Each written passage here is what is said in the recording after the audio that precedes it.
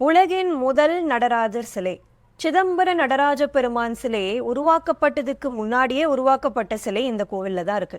அதே மாதிரி பஞ்ச சபைகள்ல தாமிர சபை இருக்கக்கூடிய இடமும் அதுதான். செப்பரி அழகிய கூத்தர் திருக்கோவில் திருநெல்வேலி மாவட்டத்துல ராஜவள்ளிபுரம் அப்படிங்கிற ரொம்ப அழகான கிராமத்துல தான் இந்த கோவில் அமைஞ்சிருக்கு. கௌட தேசத்து மன்னன் இரண்யவர்மன் வெப்ப நோயினால ராஜ்யம் துறந்து வனவாசம் மேற்கொண்டார். அவர் இந்த தில்லை வனப்பகுதியை வந்தடைந்த போது பதஞ்சலி வியாக்கிரபாத முனிவர்களை சந்தித்து அவங்களுடைய அருளினால சிவகங்கை தீர்த்தத்துல நீராடி அவருடைய நோயெல்லாம் நீங்க பெற்றார். பிறகு முனிவர்களுடைய தவ வலிமையினால இறைவனுடைய ஆனந்த நடன காட்சியும் கண்டு மகிழ்ந்தார்.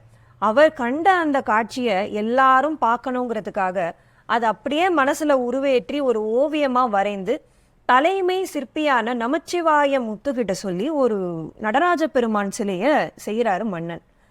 அந்த சிலையை செய்யும் போது இறைவன் அவருடைய பங்களிப்பும் அதுல இருக்கணும் அப்படிங்கிறதுக்காக ஒரு செப்பு காசை அந்த உலையில ஒரு சன்னியாசி ரூபத்துல வந்து அந்த உலையில ஒரு செப்பு காசை இறைவன் போட்டுட்டார்.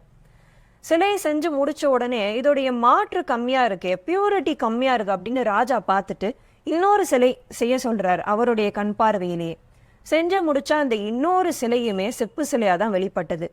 இறைவன் மன்னனுடைய கனவுல தோன்றி தான் இந்த செப்பு திருமேனியா எழுந்தருளதான் எனக்கு விருப்பம் அப்படின்னு இறைவன் சொன்னதா தலபுராணத்துல சொல்லப்படுது. இந்த 2 சிலைகள்ல முதல்ல செய்யப்பட்ட அந்த செப்பு சிலை இறைவனே காசு போட்டு செஞ்ச அந்த சிலை இருக்கக்கூடிய இடம்தான் இந்த செப்பரே அழகிய கூத்தர் திருக்கோவில். இந்த கோவில்ல மூலவர் நெல்லையப்பர் இவர் இங்க எழுந்தருளிய அந்த வரலாறும் ரொம்பவே அழகா இருக்கும். அதை நான் அடுத்த வீடியோல சொல்றேன். திருச்சிற்றம்பலம்.